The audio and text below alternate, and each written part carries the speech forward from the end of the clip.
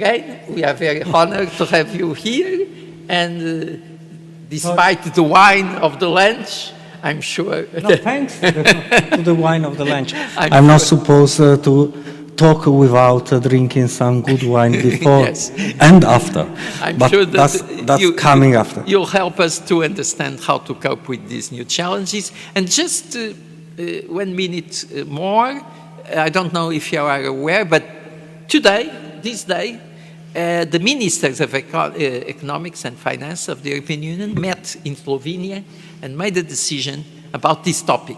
So perhaps because they knew that we were having here the meeting, they select this Friday to make a decision about the specific increase of public investment with specific purpose of fighting climate change and increasing sustainability. It's a decision of this morning. And so that means that sooner or later we'll have more and more public contracts with this challenge, and so I'm sure we'll learn a lot from you. Roberto, thank you very much. Thanks a lot for your very nice words. If you feel that this is just too terrible, you just come closer, and I think I can talk louder enough, but up to you. You can keep social distancing. So again, like this morning, sorry for speaking English or something like that, and not Portuguese, but I would be utterly ridiculous. And thanks for inviting me to talk to you today. I was thinking hard this morning, have I ever spoken in a nicer place? And honestly, so far nothing has come back from my recollections. I will have to check LinkedIn, and Facebook might have a better memory than I do. But this is really an incredible place, and I really feel honored to talk here with so many great thinkers listening to me. Well, that might be too much. So, this is all the Portuguese you will get from my presentation. Now, I'm taking it a little bit, the long way, sustainability. There has been what I would call a drift in public procurement in the past 30, 40 years or so. The idea that what you think is that public procurement is there in a way to be economically efficient, is just about the money. They say saving taxpayer money, which is totally the contrary of sustainability. Sustainability is what has been called in the old times like secondary objectives. Yes, you spend money and maybe you help the environment. But there has been really a big clash between these two. And the internal market had always the upper hand in the EU, since the EU, it was then the EEC, started dealing with procurement. But then things changed, and I would like, with the 2014 directives. If you remember, the Commission was very shy. Concerning sustainability, it was just about adding something.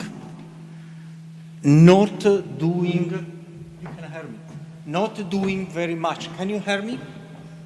Recording is possible? No. I go back. Sorry. I'm a terrible pupil, always doing stuff. So, 2014 Commission was not thinking greatly. But this was something really incredible, I think. Public procurement until 2014, well, 2011, was something really for specialists. Politicians were not really interested. Then suddenly, with the new wave of directives, first time Parliament gets involved a lot. The committee headed by Tarabella. And they started fighting with the Commission, wanted the Commission to be braver. And then there were the member states. They had their own priorities. And they didn't really, let's say, always go well with the Commission. There is one thing that I found really, let's say, interesting. There was one thing when everyone was agreeing. Center, left, right, protecting small and medium enterprises, or at least making their life marginally easier. So it was really a lot of discussion. If you look at the proposal, you look at the directive, it's a totally different thing. And you need to look into the legislative history to see what was inserted by Parliament, what was inserted by the Council, and so on. And one thing where this was very, let's say, clear was sustainability. In sustainability, the Commission was shy, Council was lukewarm, but Parliament was very, very much insisting. And so we have a lot of new things in the 2014 directives. They were talking about Horizon 2020 at that time. We have first Article 18.2, a general principle of sustainability. Well, it's not so clear in Article 18.2. I had a nice discussion with a great colleague, Marta Ando from Copenhagen. But then we were, let's say, overruled by the Court of Justice. In team, the Court of Justice said, okay, this is a principle, like non-discrimination. So something very important at the core of all public procurement legislation. And then we had new rules, for instance, on label, our criteria. The lowest price is not the default position, and life cycle costing. But keep in mind, 2014, it is ages ago. 2014, we were, I think it's in your book, Pedro, this crisis, the financial crisis, that was so bad. We needed to use procurement to do something. Wow, financial crisis. That was so nice. Well, I mean, not so nice, but not so bad. And then we had COVID. So before 2014 comes after the financial crisis, they want to do something, but this is generally not mandatory. Is the idea that, yes, member states can do stuff, but there is no mandate from the EU. General principle, I've already told you something, but it's really interesting. Why? Because it's listed in Annex 10, is basically about the ILO Convention, so it's not really something really revolutionary. This wonderful case. Well, I didn't know I was going to talk in such a beautiful room, but I got the right image. This is more medieval. But I was telling you, is in this case, which is, of course, I somehow deleted 9 after 1, /19. In team, they said, because we lawyers, we like principles. But this is even stronger, a cardinal value. Principle is for lawyers. You talk about value that is constitution. That is almost theology. That is about the cardinal virtues. If you remember something about, let's say, religious schooling, which I don't, but I checked again, well, one of the cardinal virtues was justice. And these days, justice includes sustainability, and the Court of Justice tell us this. No, it's a bit slow. So, we got, after 2014, a new compromise point. Before, it was really the kind of Milton Friedman Chicago way of thinking. It is just about money. Now it is no more just about money. We have other cardinal values, sustainability. But this is still public procurement, this is still internal market, so we need some safeguard. And to my senses, the safeguard, the compromise point is objectivity. Yes, sustainability, but no greenwashing. It's not about what you claim.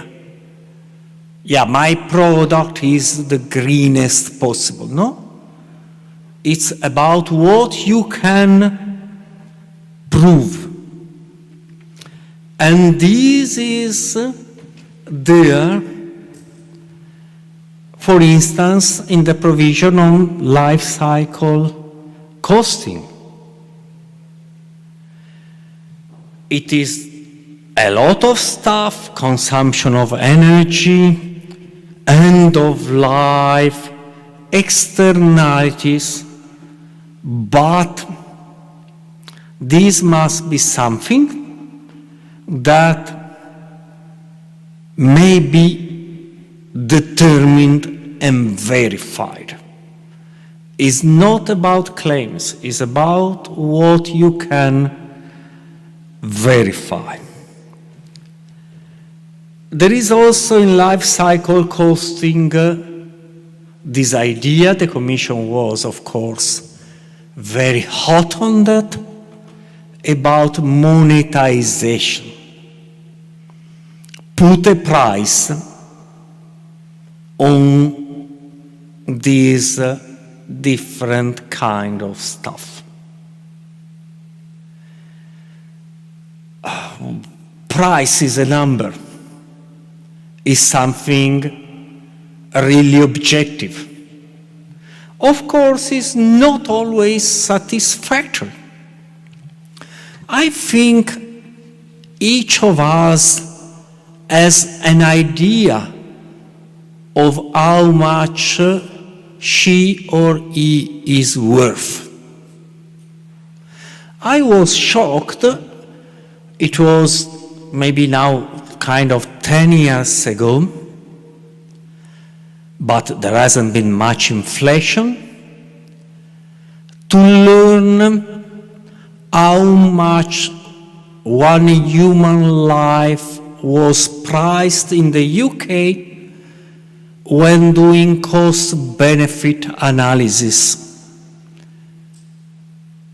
in order to decide whether to build or not roundabouts. And they came out with this figure, is 18,000 pounds, kind of 20,000 euros. And I felt personally offended. I'm worth more than 20,000 euros. If someone kills me, I hope that they will get more than 20,000 euros, and probably they will get, I hope no one is killing me. What is this showing? That there is much arbitrariness in setting a value on a price, for instance, on human life. Why they decided 18,000 pounds? That's about a roundabout. How is a roundabout costing? No idea, might be like 60, I'm not an engineer, 60,000. And they wanted to avoid that everywhere there was an accident with more than 2 people dying, they had to build a roundabout. You know, these things, COVID has scared us. Cars are killing a lot of people. Only cars have benefits. COVID has no benefit as far as I can tell. So we accept that people will be killed by cars. But let's go back to procurement. Can you monetize? Can you monetize human rights? Yes, you tell, yes, of course I was using slave children labor. That's a reason that is so cheap. You should be happy. Of course, we can't so easily monetize this.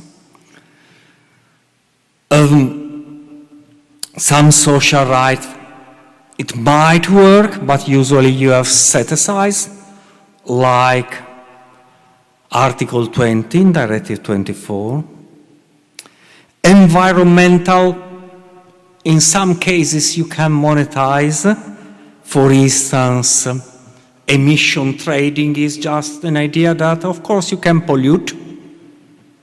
You can imperil the climate, but then you pay for this, and this money will go into mitigation measures. I had, thanks to Luis, a very interesting dinner, it was delicious, but it was also there was also food for thought beside bacalhau. And, okay, the thing now about LCC is how you really give values to stuff. Maybe not money, but some kind of objective, measurable kind of parameter, which is not easy. In the EU, we had the Clean Vehicle Directives, providing for the first, so far only, instance of monetization. A few years ago, well, the news is that it didn't work, and so it was scrapped from the new Clean Vehicles Directive. The new Clean Vehicle Directives these days is just about targets for the member states, not LCC. So, you see, new procurement technology, not so easy to implement, a lot of work for everyone, But again, LCC, you need something that is verifiable, which is objective. Also, and this the Commission was very keen on, okay, not too much red tape. It should be easy to use also for our, for competitors coming from our partners. There are some LCC calculation tools. For instance, the Commission had recently one for computers and monitors. They are working on this, but it takes time to really design the methodologies to use these in practice. But work is being done. It was being done, honestly, a bit slowly. Then the world started changing, and changing fast. 2019, Commission started thinking about the circular economy. It's totally different way to think. At times we think about the small picture. Procurement is big, but it's small.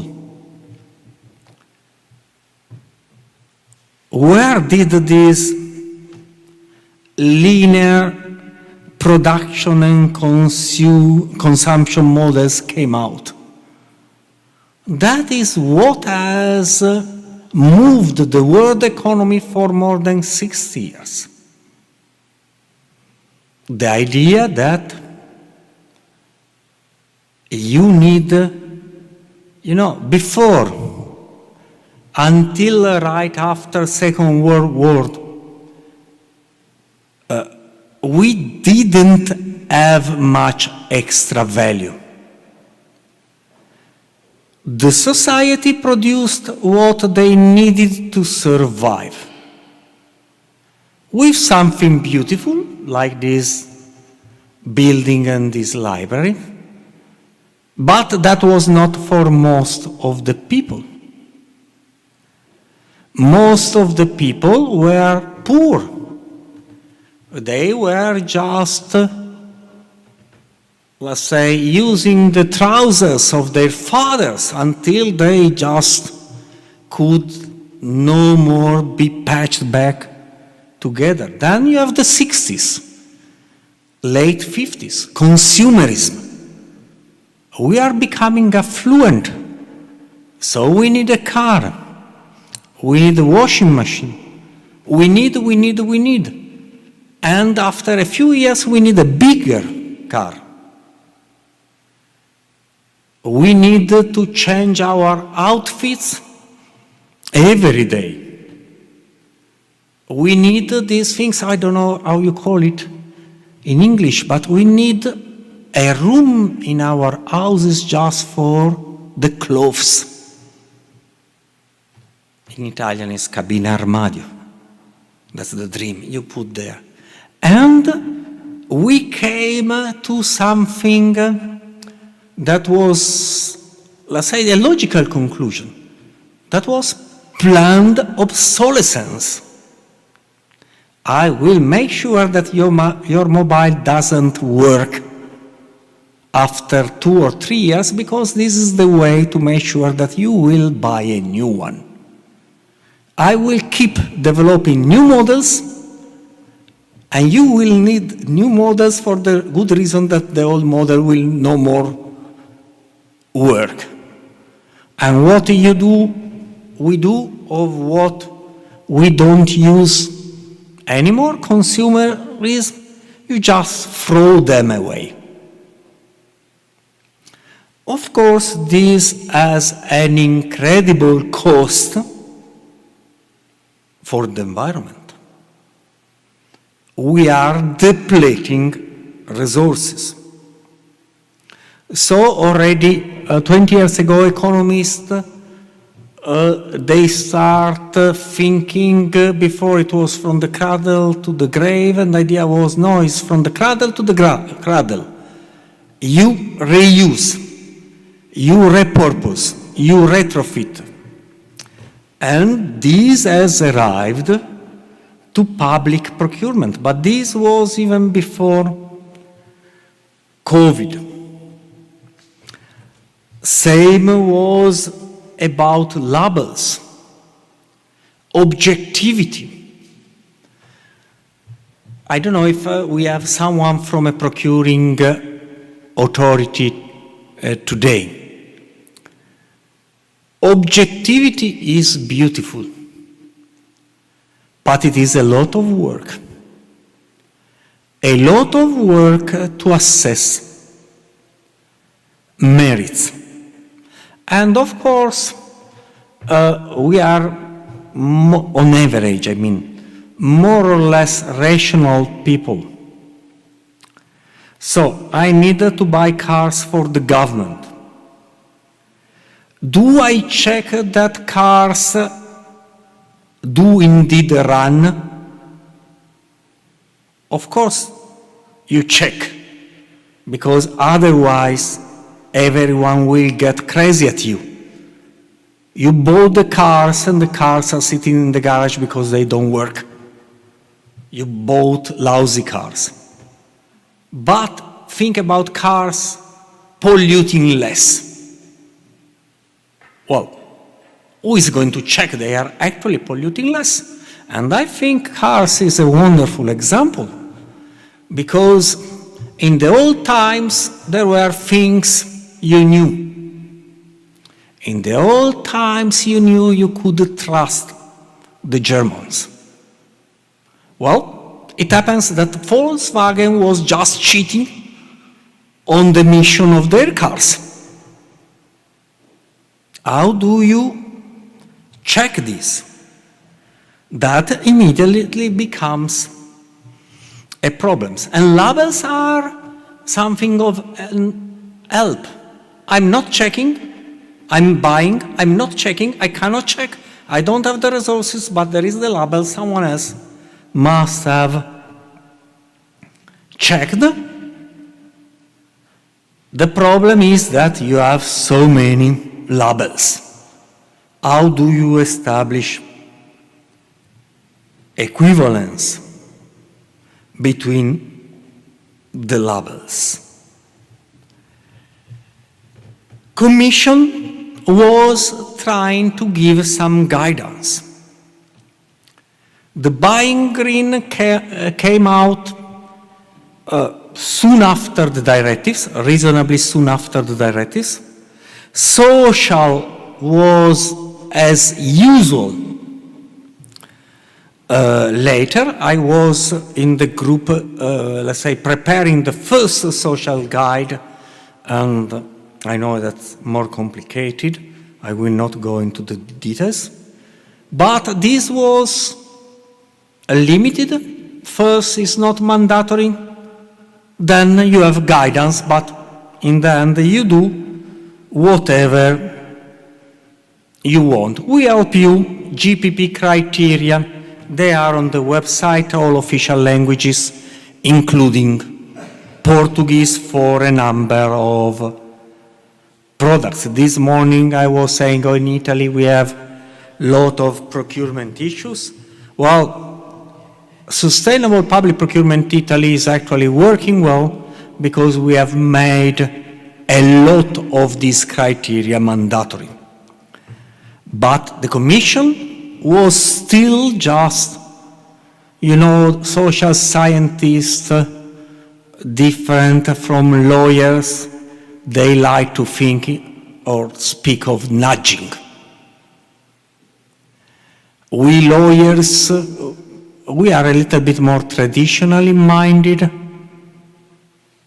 Well, when God expelled Adam and Eve from paradise, God was not nudging them. It was expelling them because they had breached the rules. But Sustainable public procurement, until very recently, it was just kind of, yes, you can do that. Yes, we can help you. Then we had this really change of the game, the European Green Deal.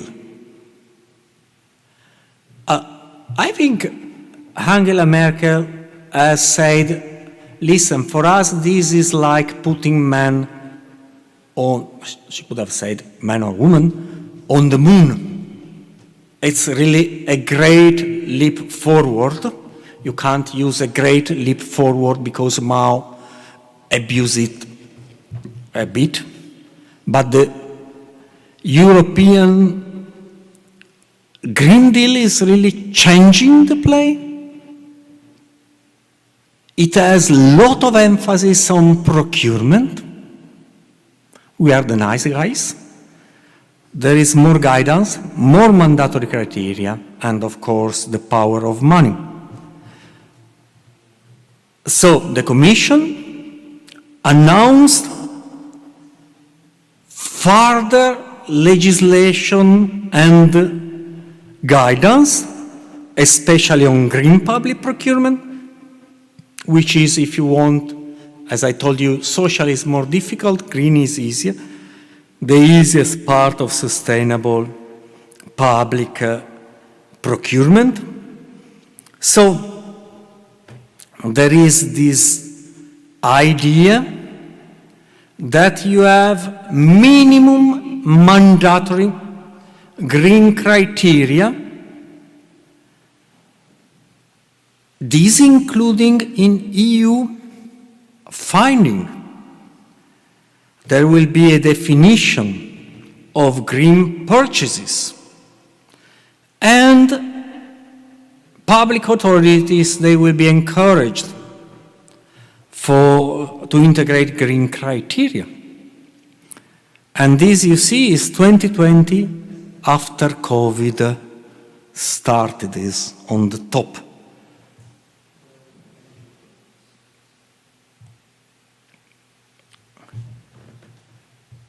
And they are thinking of creating a commission, a sustainable procurement screening instrument, a voluntary ex-ante mechanism for large infrastructure projects. In Portugal, you have already something coming close, but this is happening at European level. And there are a lot of policy sectors. Greening our buildings. Of course, they have good artists putting up nice figures, but this is a lot of emphasis, a lot of money going into this.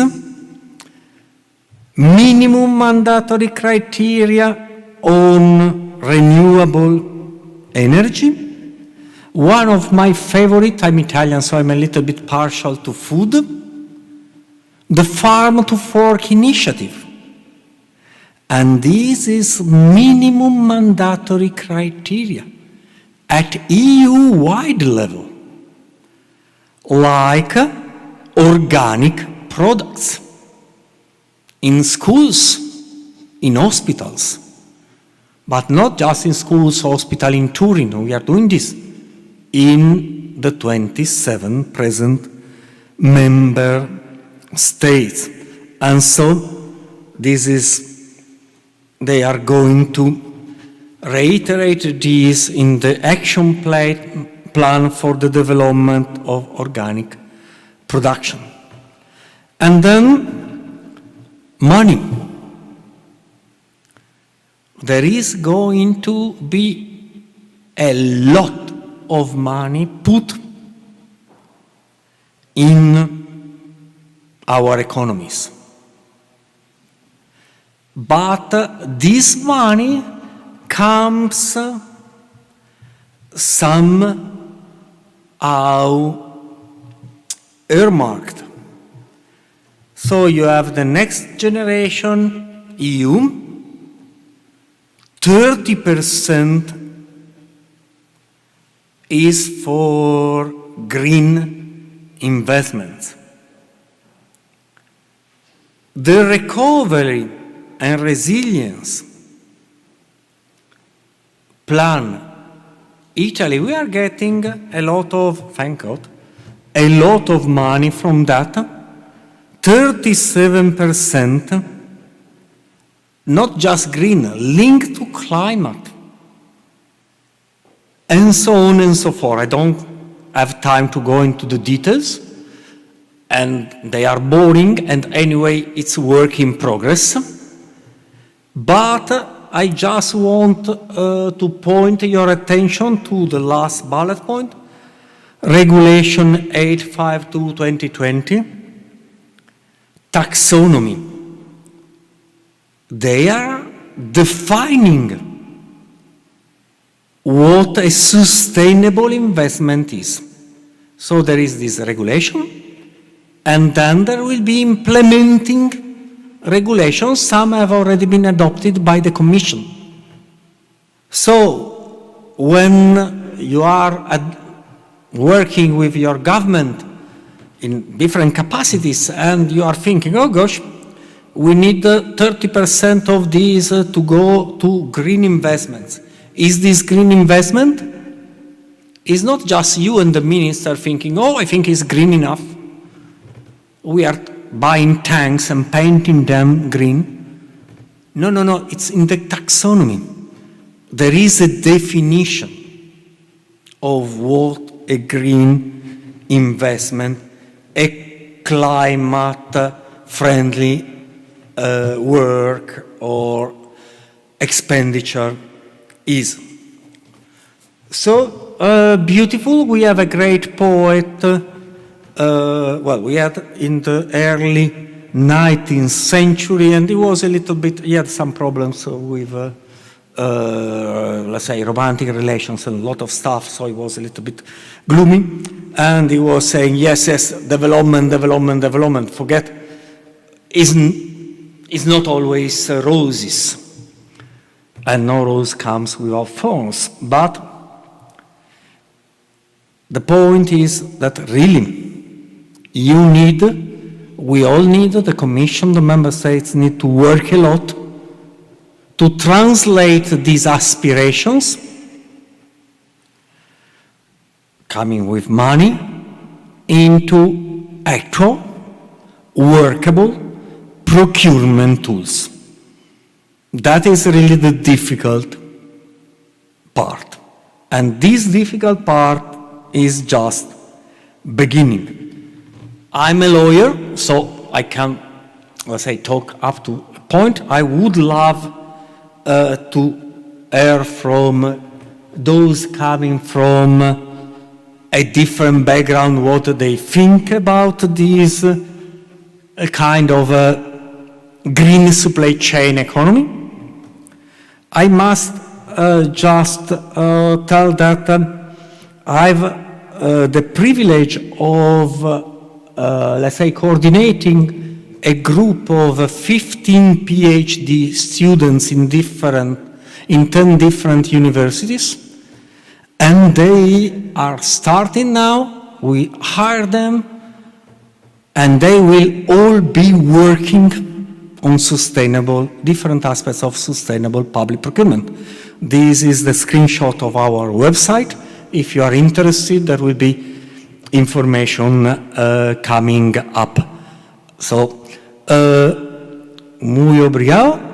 I think I've left very little time for questions or any remarks, but I'm really very happy to listen about your opinions on this, Luis.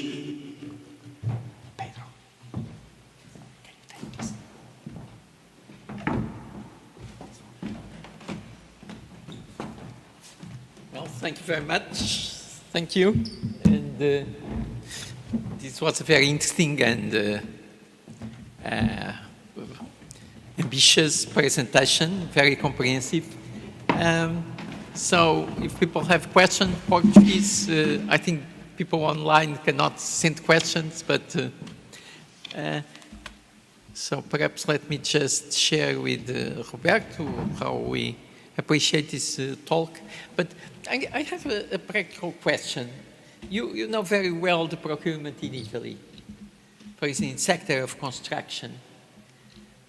How do you feel about the application of these principles? For instance, suppose I would ask you what is the percentage of competitions for public contracts in construction, coping with these new challenges, what would be your feeling?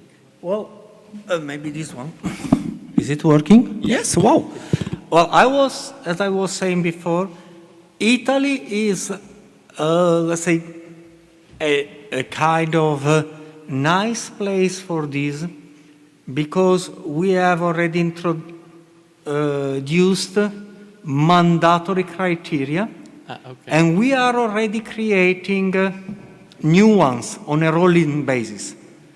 Every 2 years we have new criteria, like for gardening, for canteens. We move from those designed by the Commission, we customize them a little bit, and they are mandatory. And being mandatory, this makes the life of contracting authority very easy. Yeah. So what would be the percentage of competitions awarded by the minimal price? For instance, we have been, these mandatory criteria, a lot of them, they are in technical specifications. So you might, and that will be after, you might have lowest price, but it's already on high-end product. But we have very much limited, but as I was saying this morning, we do, then we undo, then we do again differently, but we have limited the use of the lowest price in a number of procurement. Yes. So you can't use currently, if they didn't change this in the past 2 days, currently we can't use lowest price in anything with a technological component. With a technological component. You can't buy laptops at lowest by the minimal price. Exactly. Also, you can't buy at lowest price services where manpower or women power, human power accounts for 50% of more. 50% of more of the price. So, for instance, cleaning services, janitoring, these kind of services you can't award to the lowest price because the experience was, how do I win? I squish my workers. No other way to win. Last time I squished them a little bit, I want to win again. I tell them, we need to win. And so this can't be done. Of course, then the difficult question is, so what do you use if not just price, quality? And of course, in cleaning services, you have really to think, quality, yes, of course, I want this, I always discussing with my, well, not always, my wife doesn't allow me, but with the cleaning lady, I'm not always happy. But how do you make this measurable? Well, but thank you. That's very interesting. You see, and it's very much in agreement with other legal systems. So it's in Spain, if it is a competition for services, you are forbidden to use the minimal price. You have to introduce other criteria, and more than that, you have the system of the 2 envelopes. So first, you analyze all the quality issues, and you rank the tenders, and then you open the second envelope to know about the price. So it's a very different approach. Unfortunately, we don't have that, but I think we have the same. That's a very interesting experience. Okay, thank you very much. So now we have the presentation of our colleague Pedro from Porto and then from José Antunes Ferreira. And